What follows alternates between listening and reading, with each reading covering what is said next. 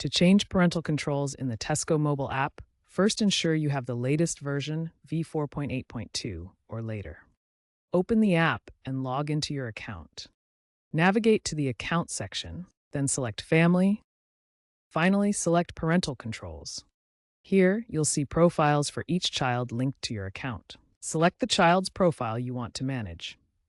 This area provides access to filters and age limit settings, which we'll explore in the next section. Within the child's profile, you can adjust content filters and age limits.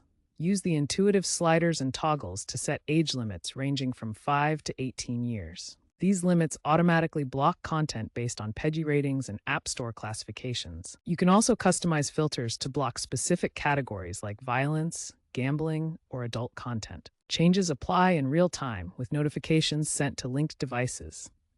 Remember that these filters integrate with third-party databases like Google's Safe Search for comprehensive protection.